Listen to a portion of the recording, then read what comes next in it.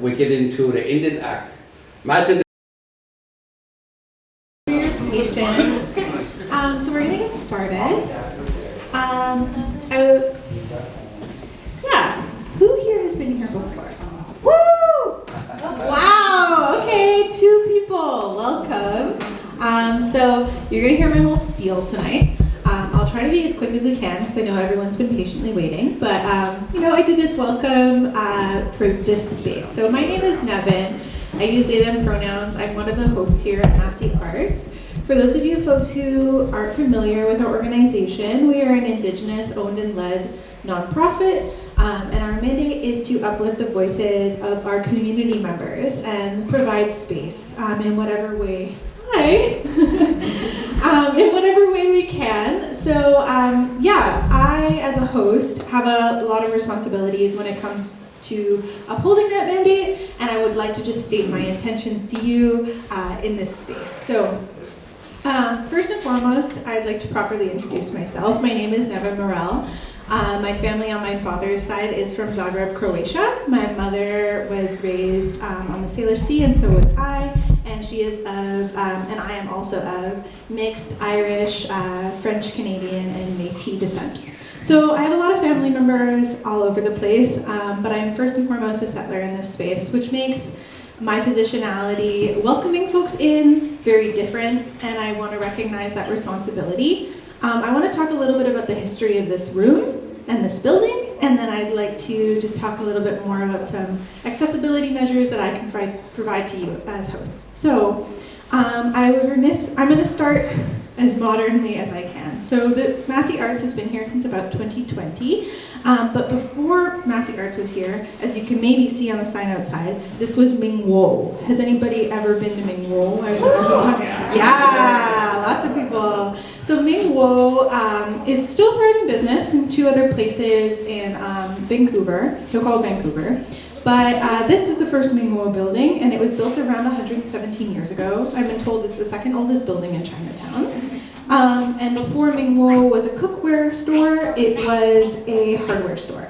So it provided a lot of vital resources to the Chinatown community. And I want to recognize that, as I've been told tonight, these are actually old growth floors, and they've seen a lot of feet. So that is some of the history that we come here with.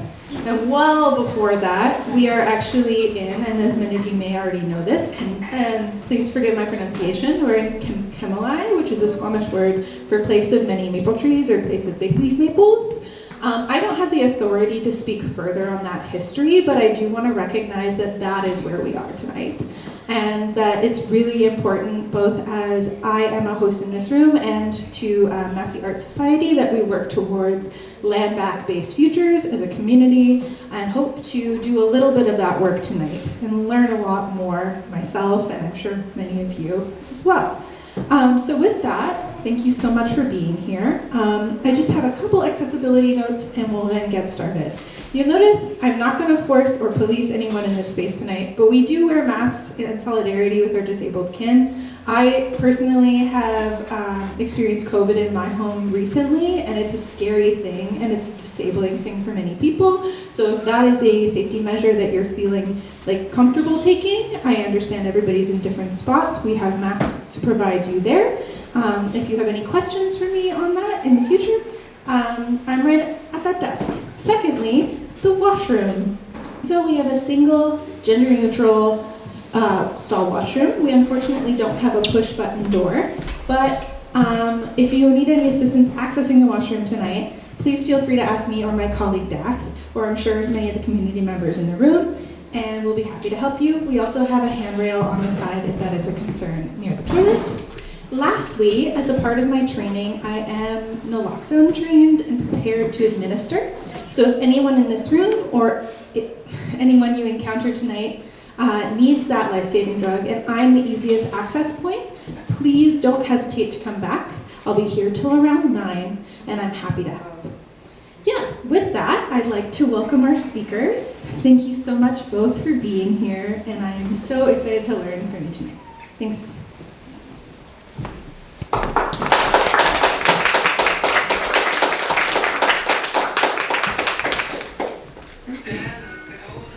Chanaya, yudit'ih, Ninjan, Squamish, Musqueam, Slayu to Shupanan, Chanatya, yudit'ih. I'm just honored to be here. Some of you that don't know me, my name is Roger William. I'm a Xeni Gwet'ins. I just got back in chief, and this whole book is sort of my journey, and I got some families here. Some of their families are part of the book, and it's been a 11-year journey, and we'll discuss more of that. What I want to do is share a song, and we have this young girl here might join me. This song is in Tŝilhqot'in. We have indigenous law of how our land was created, the animals. We all spoke Tŝilhqot'in with the animals, the birds and the fish. And there's different history that happened in our time that changed that. So this is one of the songs. It's about a warrior, a hunter, lost his sight, and he was frustrated, angry, scared. He come upon a lake. He used to provide for his people, protect his people. Coming upon a lake, and he couldn't see. So here's this loon watching all this. And the loon, I was talking about earlier, we all spoke Tŝilhqot'in. So the loon looked at a beautiful necklace that this hunter warrior had. And in exchange for the necklace, for his sight. So that's what this song's about. So I'll share this song, and we'll see. Hey, son, join.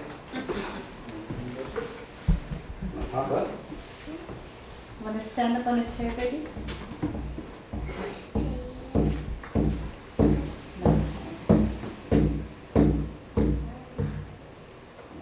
All right. Goose teeth, goose teeth. Goose teeth, goose teeth.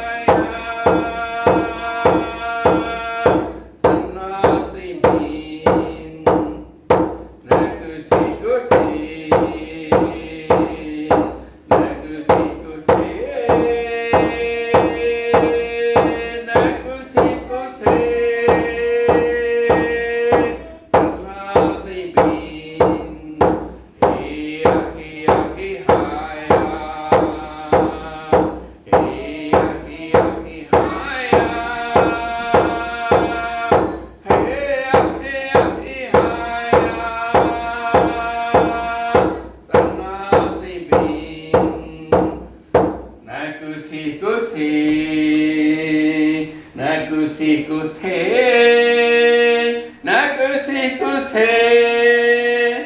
Tanna say bean. Hey ya, hey ya, hey hi ya. Hey ya, hey ya, hey hi ya.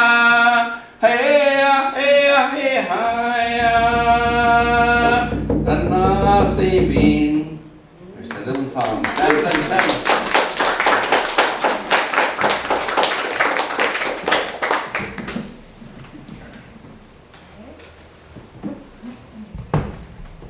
Yeah, I want to take this time to say sħļemtəna ya.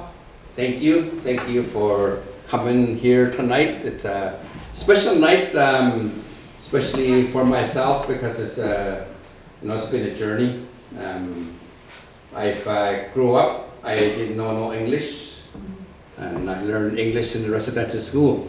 So for me, the journey that many of our Tŝilhqot'in people, it's a lot of that with the book itself. We have, we interviewed around 50 Tŝilhqot'ins, Xeni Gwet'ins, and also some allies, and 46 are on there. So it's just like a campfire setting. When you sit at a campfire, we're talking about the Tŝilhqot'in Aboriginal title win, and a lot of you who don't know what the significance of that, there's no Aboriginal title win here in Canada, let alone North America or anywhere in the world. So it's such a huge journey. We think about the Nishka, the Calder case of 1973, the Dagamuk, that's the way, 1997, and there's other cases. And those cases were very important, but our people, I think of our Tŝilhqot'in warriors, 1864, just 2 years after the smallpox epidemic and the impact of the smallpox epidemic to our people, still in our DNA, the loss as a Tŝilhqot'in people, what we went through, some very powerful, important, smart people died. And then the few of us that was left had to keep going. So I really believe that it's still in our DNA. We're still dealing with that. Then you get into the Tŝilhqot'in War. We're still kind of fighting it today because of what happened in the Tŝilhqot'in War was because of a proposed railroad going into the Tŝilhqot'in, and that was for mining. So there's a story about that. You probably heard some of that story. You probably can Google it. But there's a lot of history, what happened there. And then we get into, the treason, Canada. Our Tŝilhqot'in chiefs and our Tŝilhqot'in warriors. For me, my great-grandfather is one of the warriors. And you probably heard that name in anglicized as Tladacine. Our people say Tladacine. And my great-grandfather, Kak'al, is his older brother, so we could just talk about that alone, spend the night. But there's so many things that happen. There's all kinds of books written from different people. And, this book here is campfire stories about all that. And even the journey from there, we get into the Indian Act. Imagine this whole room is yours. You got the bathroom, your cooking place, and pretty soon, no, you're only allowed to sit on this chair. That's what happened to us, reserve. Once we got off that chair, we were in trouble. And all that resources out there that we used to live off, it's not with us no more. After smallpox, after you lose 80-90% of your people, and then they put this on you. So that's what we're talking about. Then residential school. You heard about residential school, the impact. Imagine just your little baby like this one right here. Gone for 10 months of the year. All the training, all the language, all the love. And then she comes back with a different attitude. Actually challenging your teachings. The stories you tell her, she's like, no, it's not true. It's not right. That's evil. That's what our people, that's what we been going through. And to me, never mind the abuses, physical, mental, sexual, never mind all that. Just imagine your little baby gone for 10 months out of a year. And then her side, her story, what did she go through? So that's sort of the residential school. And then to me, that Tŝilhqot'in War is what kept us together. You know, Xeni Gwet'ins is one of 6 Tŝilhqot'in communities that forms a nation.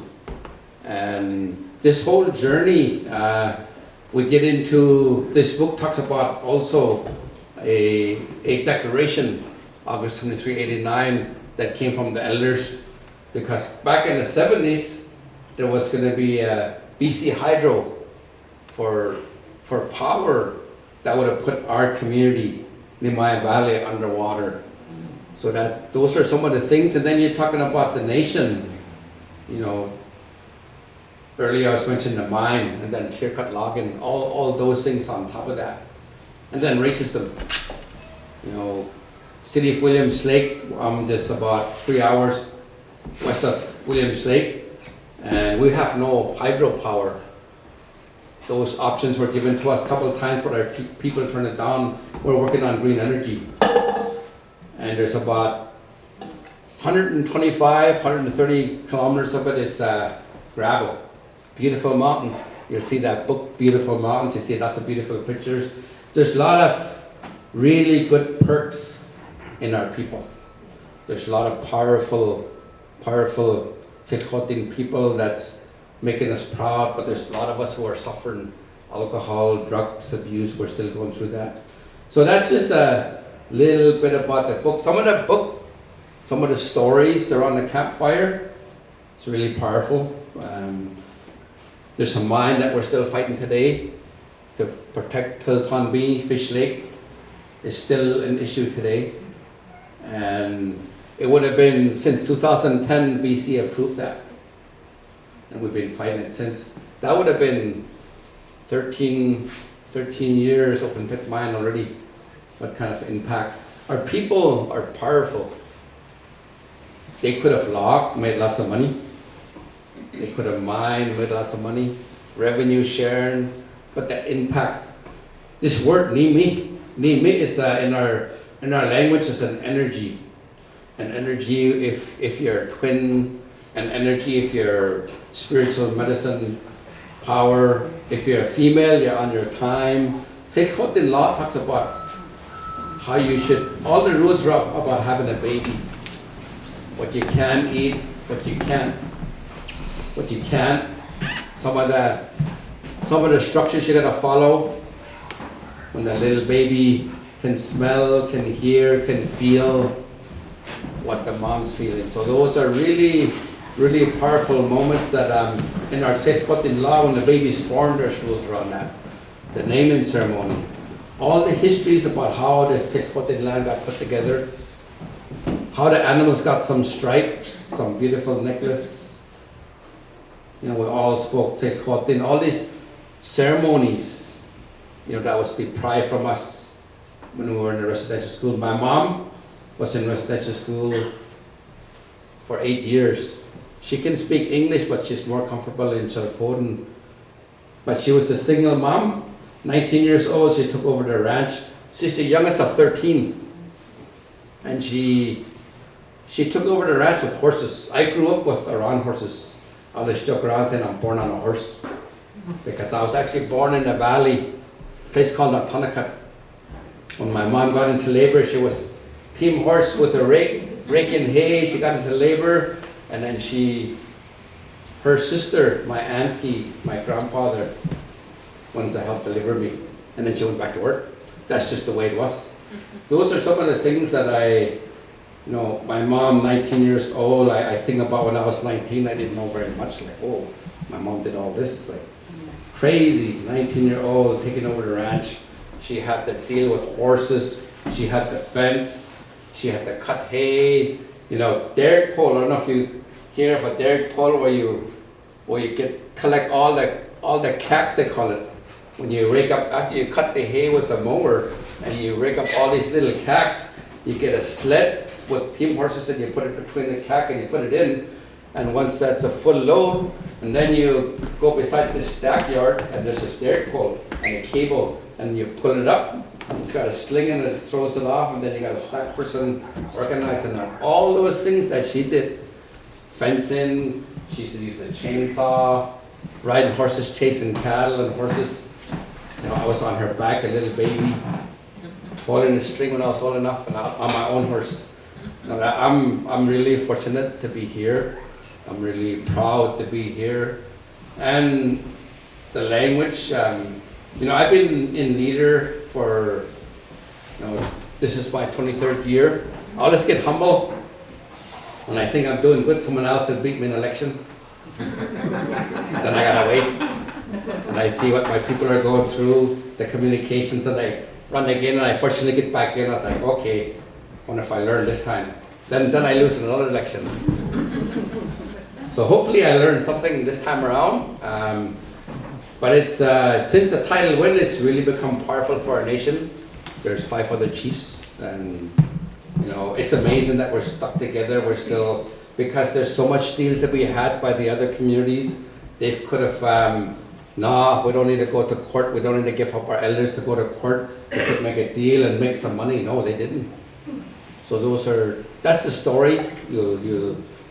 It's like a campfire. You'll hear a different story, really powerful ones, really personal.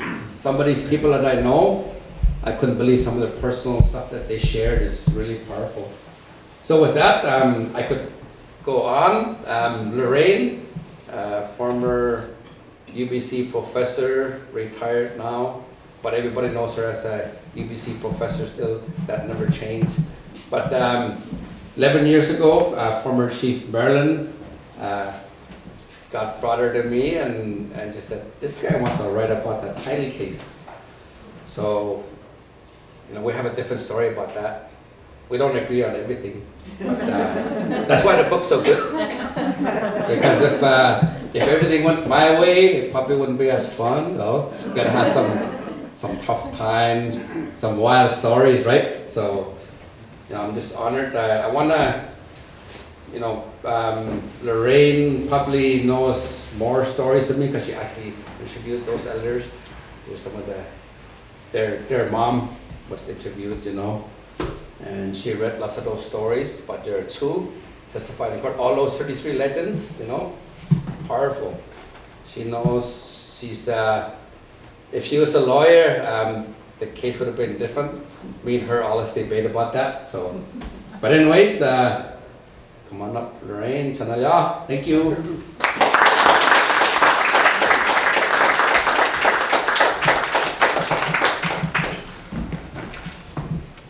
I'm going to ask you afterwards how our stories are different. I've never said that before.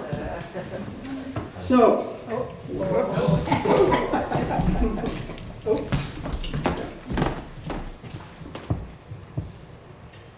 okay. I'm going to tell you a little bit about how the book came to be. My story will coincide with Roger's, I think. But my story also diverges in that this is my project. The court case is Roger's.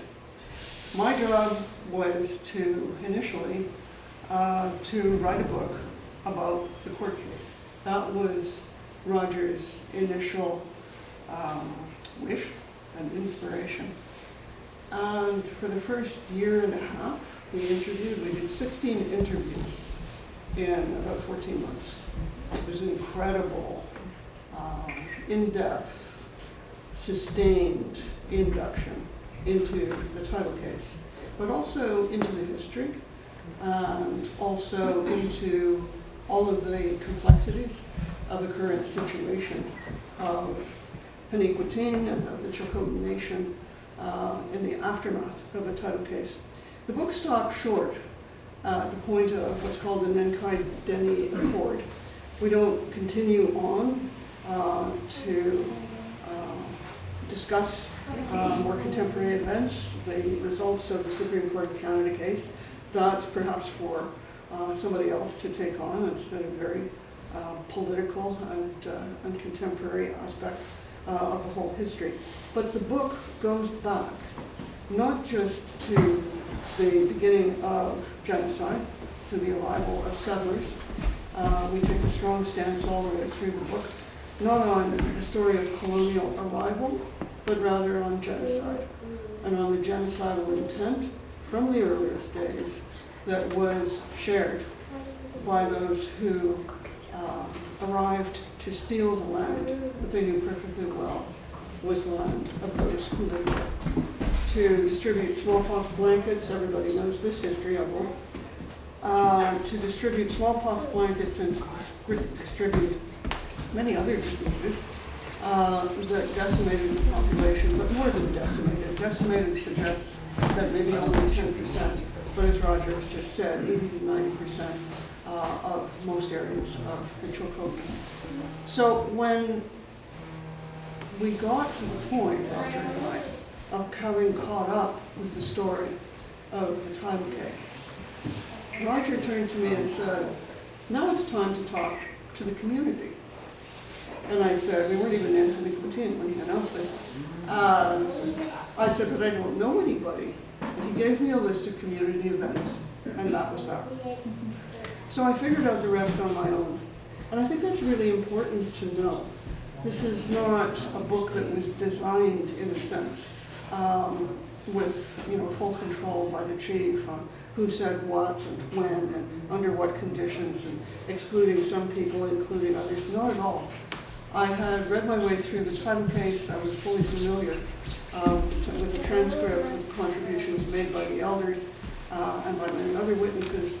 So I had my eye out for people who were still alive, fortunately, and might be interested in interviewing. I went to one community gathering after another, and I identified some people thanks to Facebook, and other people thanks to various other publications about this history. And I would go up to Roger's brothers first of all and say, yeah, this is who I am, and please, would you like to, etc. At the end of the first year of interviewing, just to give you a sense of how this all developed, at the end of the first year of interviewing in the community, it became very clear that there was a well-established pattern that was going to continue if I didn't do something about it. So we started with Roger's brothers, and we continued with other significant male members of the community, some of them patriarchs, and some of them very distinguished contributors to the title case and its history. But it was very clear that the women were not going to contribute unless I did something. So I started asking about that. I started inviting people, and I had to invite some people quite frequently. I had to make a royal pest of myself. This was embarrassing. This was in the early stages when I still thought of myself as an academic. This project kind of convinced me to leave that behind. Roger says that I still sound like a professor when I talk. Sorry about that. I'm trying to get over that. All those years of being in classrooms. The book and working with all of the contributors, the task of working with all the contributors, sitting with each of them, listening to the stories, as Roger has said, people sharing very, very powerful and very personal stories, people sharing sacred knowledge sometimes, people sharing spiritual teachings of great power and great importance. I was sitting in a truck, typically a rented Ford F-150. I had never driven a truck before, so this was a big, exciting adventure. There I was, sitting in my truck with a little computer and a little tiny microphone on the console between me and whoever was the latest person I had managed to convince in the middle of a community gathering to please come and sit in the truck with me. And they would plop down in the truck, and as you know, if you've lived in a truck most of your life, you kind of settle into it. People are kind of, wow, yeah, that takes some weight off me. I would get all comfortable and look out the windshield, and I would hold my breath. I learned to hold my breath, not to start with the first question. I learned to hold my breath and see what was going to happen next. Sometimes people didn't know where to start. I would say, well, you played an important role in the title case. I remember you said, and I remember something or other from the transcript, and that would be enough to get the person going. And then they would go further and further, and then the voice would drop from any speaker. The voice would drop, and they would slide into what they wanted to say. Looking out that windshield, looking at everybody coming and going, community gathering. Sometimes in the sound files I've got kids playing outside the window. One of the sound files has a horse came right up and stuck his nose in and snorted and so on the right side of the truck. all different kinds of sound effects. And people would just settle into, yeah, absolutely, it's good. People would settle into consent because I think they said really controversial things and had second thoughts about them. Otherwise, everybody else gave consent. The book is the result of what happened when a lot of people just settled in and said what they had to say. Sometimes people would come up to me, very infrequently, and say, I want to interview. I want to interview now. But it was only after we'd gone on for several years that that happened. And I asked one person at one point, Trinacita, I said, how come it took you so long? She said, well, I had to wait 3 years to see if you'd still be here. And I said, yeah, I'm still here. And she said, well, I figured now it's worth my time because here you are. So some people hung back. Some people waited to see what would happen next. Some people waited to see, I don't know, they waited to see. Some people decided that they wanted to interview again. The interviews ceased to be interviews because quite often, especially if I wasn't talking to a politician, I wasn't really saying very much. Politicians, of course, have their agendas. And so when Roger talks about how we disagreed, well, how else do you get people to say what they have to say and get them off message? You disagree with them.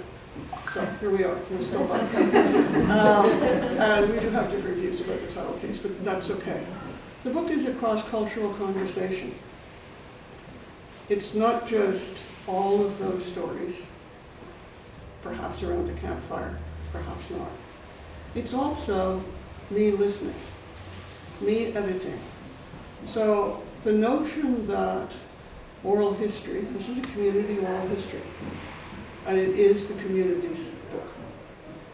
The notion that oral history is somehow word for word was invented by the lawyers, because many lawyers, not just Woodward and Company for this case, but many generations of non-Indigenous lawyers for whom word for word, or verbatim, as they prefer the Latinate term, served their purpose in the courtroom. So word for word. What's word for word? Everyone does theme and variation when they're sitting back in the truck or sitting at the kitchen table and they're inside their story. What happens when you've got twice as much material, this is half of the material we recorded over the many years of the project. So I like to say now that there's a lot that was left, not on the cutting room floor, but waiting for an archive and waiting to be organized for an archive. It's an immense amount of material that wasn't included. There's also, and because we didn't have space, and because I had to sculpt the book out of hundreds of thousands of words spontaneously spoken by people who had decided that they wanted to talk. Most of them, I think, forgot about the microphone, especially with the microphone back on the console and the Ford F-150. A lot of the elders who contributed to this project had been interviewed many times, right? They knew, here's another settler researcher who's come down the pike and who is going to grill them. They were used to the lawyers, and they were used to the aggressive style that they associated with the lawyers. So they said what they had to say, but often I would offer a picture. I took to interviewing about Tŝilhqot'in baskets because presenting a picture enabled many of the elders to focus, to remember, often very powerfully, how things were made, who made them, what happened next, and then maybe a more general question could be asked to go out from there to wherever, and whatever that elder wanted to share. In circumstances where I got to interview several times and where I got to know that person fairly well, and this happened in situations where they didn't necessarily feel comfortable in my language and I didn't necessarily feel comfortable in theirs, but multiple interviews would produce a kind of connection. And I'm thinking in particular of Dinah's mom, Mabel Solomon, who is one of the great elders in this book, one of the great figures in this book, who I got to know very well because I had the great privilege staying with Jim and Dinah, my hosts for years and years. And after supper, we would sit down. Dinah and I would have a chat. What are you going to talk about this time? And I'd say, well, I'm thinking maybe this and maybe that. And we would organize. Right? Dinah would say, well, she knows about this. Why don't you ask her about that? Well, not really that. And then we would sit down, the three of us. In the book, you'll see a photograph of this with the computer taking my place. I'm sort of behind with the camera. And Dinah leaning over, the mother looking at an image of a basket, a Tŝilhqot'in basket, on a monitor, a computer screen. Dinah saying, what about that? And Mabel then launched into an interview, really not an interview, really what she wanted to say about what she saw and where that went in terms of her own history, in terms of the history of her community. So there are moments all the way through the book, I would say in fact much of the book, where people were animated by their own passion. They were animated by their own memory, and their voice bore all of the traces, their words, their language, whether they were speaking in Tŝilhqot'in or they were speaking in English or both.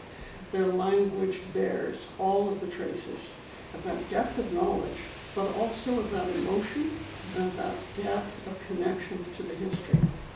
So the task then, with masses and masses of transcript, right, having done all the transcription myself, I knew where everything was, but I was also working with thousands of pages of material. How do you go from thousands of pages of material to create a path for the reader? There's no one story. So the main path, and I always use the analogy of the salmon for this, right? The main bone, right, that goes from end to end of the salmon, that's Roger's story. And Roger's story goes, right, from the beginning of the book, literally the first few pages of the book, right to the end.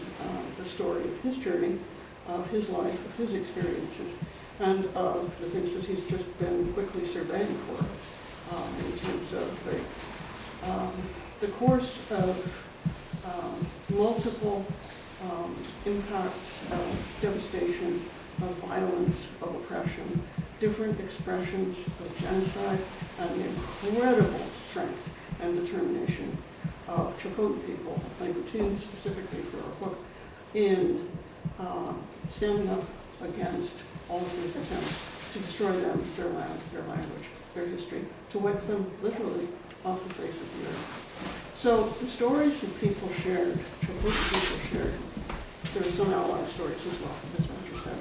The stories that people shared are filled with passion. They're filled with spiritual knowledge, many of them.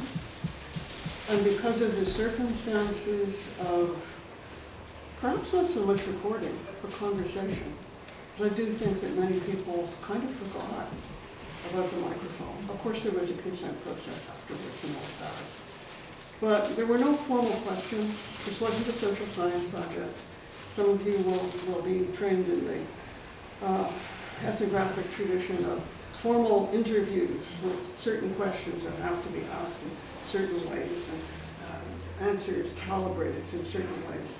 That's not my training, and I'm really fortunate, I think, that it wasn't, and it isn't. Because it enabled me to just listen to anything that people wanted to share. So we have this incredible diversity of topics and perspectives.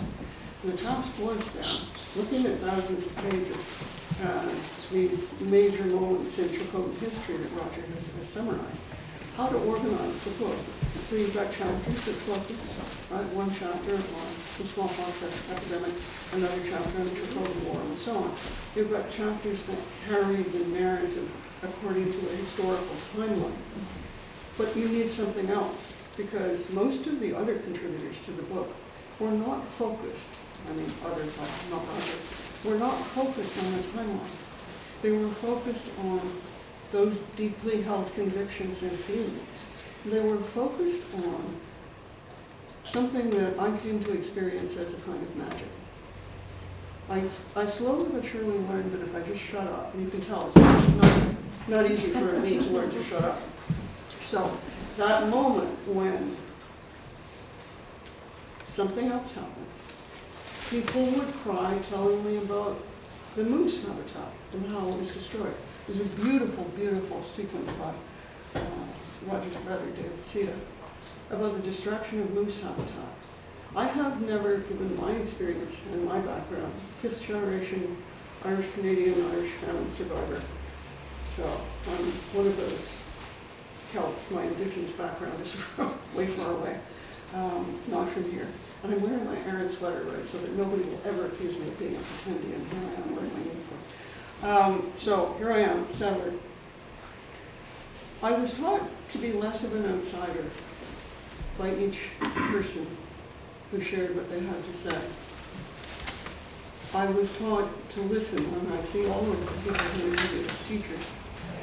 I was taught to attend to the emotion that was being carried. When David wept thinking about the moose habitat destruction, I did too. We were both sitting side by side looking out that windshield of that old truck, and a tear was rolling down my cheek, and a tear was rolling down David's. We were both carried by the intensity of his sense of grief over the destruction of the land and the impact on the animals. I had that experience, a similar kind of experience with many, many other contributors. I was warned at one point. I studied Huntsman language at West Bend for several years. One of my teachers took to advising me about how to conduct the kinds of interviews, I guess, that she conducted. One of the turning points in this project happened before the project started. And this is it. His colleague said to me, "I never ask about religion." And I looked at her. And I thought, why do you feel such emotion telling me? What is this negativity? Why is it so important to say, "I never ask about religion"? So I said, "Why not?" And she looked at me as though I was, like a complete newbie. But she said, "I just don't." That was a turning point in a project that came to be years later, because I sought out traditional healers, many of whom had been extraordinary witnesses at trial. One of whom marched up to me, I didn't know her, and I didn't recognize her, marched up to me in the corridor at the Enute Health Center and said, "This morning, I have time this morning. I want to interview this morning." And I said, "I've already got an appointment with somebody else." And she said, "Now, in my office, I want to start." Tŝilhqot'ins are very direct. And I thought, far be it from me to argue with you. So we started, and then we got interrupted. Then I went off to the interview that I had an appointment for with an elder, and I came back. And I spent the whole afternoon with this very, very busy person who had said, "You there, stop. You're going to listen." Of course she wasn't rude. That was the emotional force of it. This is what you're going to do. The stories, this is Catherine Howler, for those of you who know. The stories that Catherine Howler shared that day are utterly and completely astonishing in their power. Residential school stories, stories of healing stories, traditional healing stories, and stories that became, as I went further and further in the project, more and more important. I had one teacher in particular, if you have a look at the book, you'll find out more about him, late Ivor Myers. The book is dedicated to him. I was very honored to spend the last year of his life when he was dealing with a cancer diagnosis. As he went from hospital to hospital, he would text and say, "Hey, I'm here. Come on over." And sometimes he'd say, "Yeah, let's record." And by that time, in the hospital, obviously I wasn't going in with a computer and microphone. I'd get out my little handheld recorder or my smartphone. We'd record for a while. And then he'd say, "Okay, that's enough." And then we would just talk. His point was to teach me what I needed to know in order to do the work that he wanted me to do for him, for the nation, for his community, and for him. So his voice is kind of a counterpoint all the way through the book. And you'll see that his teachings and his anger about the violations that he experienced, not only in residential schools, but certainly in residential school, rang through his words. An extraordinarily powerful and eloquent speaker. Finally, what I discovered as I was working more and more with Ivor was that he was a poet. But that wasn't surprising because I met many other poets. I met many other people who probably would be shocked now to hear me say, many of them are now in the spirit world, so I guess they would say. They would probably be shocked to hear me say, well, you're a poet. What I found was whether people were speaking Tŝilhqot'in, they were speaking English, Tŝilhqot'in English, no standard English in this book except by me. My sections have my name on them, and they're written like this, in a conversational voice. Otherwise, this book faithfully, as best I could, conveys the specificity of how people spoke, their language, their inflection, their intonation, their pauses, trying to work with the page in order to convey a sense of that to a reader who is interested in that, who is attentive to that. One of the things that I heard from a friend actually, who's been reading the book, is, oh, I got used to the voices. I got a sense of who these people were. As I made my way through the book, I'd say, oh, it's you again. Oh yeah, I remember you. A sense of friendship, as of familiarity that develops as you hear that familiar voice, taking a different turn, sharing a different content of material. So that's kind of an overview. There's lots more to be said about that. There's much information. I'm not going to read it all, but you can easily find it in the book. If you want information about statistics and methodology, of course it was important to put that in the book, probably not for most of the contributors, but likely for many of the people who read the book. One of the things that I do want to stress before I wind up here, though, is that it seems to me that one of the challenges that a book like this faces, and I'm imagining, I don't know, we haven't got our reviews yet, one of the challenges that such a book faces is the misunderstanding of oral history that seems all-pervasive. People, as I was saying before, people who think it's word for word. Well, if it were word for word, this would be the size of the Encyclopedia Britannica. It's not 12 volumes and millions of pages. How could it be word for word? If I left half the material on the cutting room floor, what did I do with the rest? So the strategies for editing are explained in the introduction, but it's important to know, and I'm not going to go into all of that here, it's important to know that when people repeat as a matter of style, of oratorical style, of rhetorical grace, if there are multiple occasions of repetition across a given story, and you're trying to make things so that you can include as much as possible of that story, and as many stories as possible in the book, then you're going to move to select for which repeated portion, how you're going to juxtapose it to other speakers and other aspects of the same story, how you're going to vary tone, how you're going to use layout on the page. So in a sense, everything has been configured in order to create, hopefully, this very strange paradox of using the page in order to convey orality. That's the fundamental paradox of oral history. But when oral history is driven by this social scientistic or legalistic, settler legalistic need to verify, authenticate, or be objective, I can assure you that no contributor to this book, me included, was or is objective. how could people speak their passion and be objective? Right? The fetish for objectivity comes from a different cultural surrounding. It comes from, in some ways, the world I work in at a university. And I think it's utterly inappropriate to groom people's utterance in order to produce a false kind of pseudoscience, rather than to work with powerful utterance in order to sustain its power and convey its power as best one can on age. So there's an additional paradox there. Some of you will probably be thinking, well, why put this in a book at all? So that was Roger's first job description for me. Let this be a book.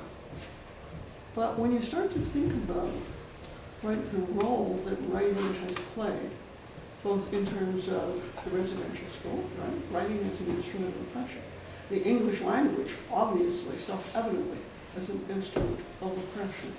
How is it possible now, these many years later, as the Tŝilhqot'in language has supersaturated the English according to the generation and according to each individual's specific ways of languaging?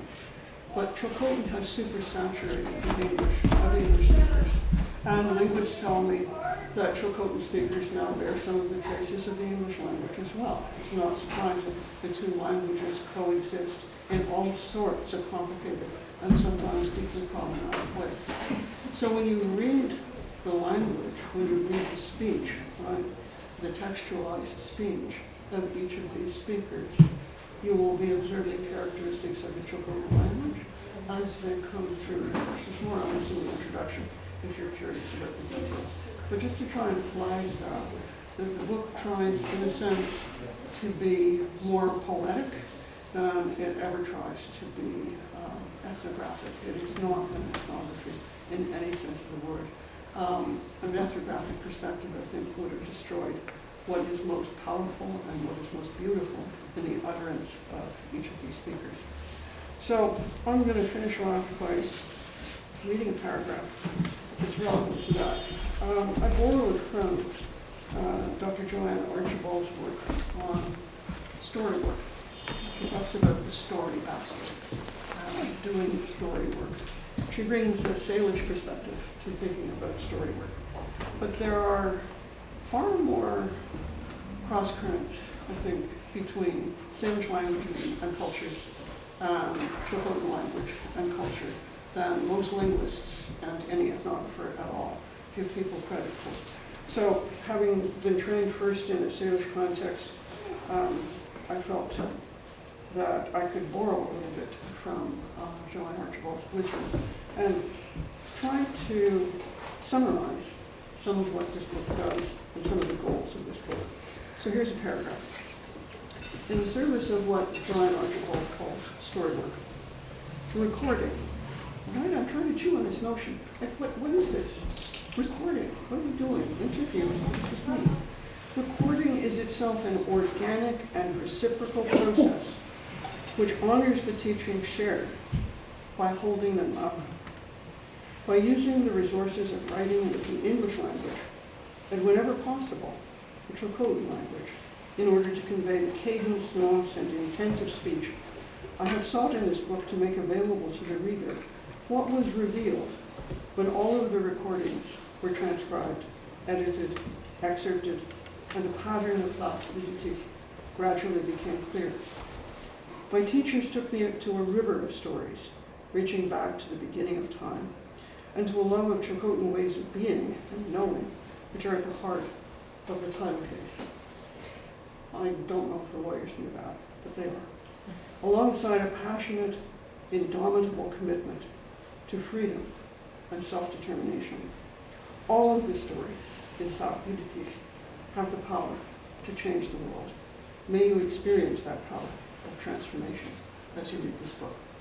Thank you.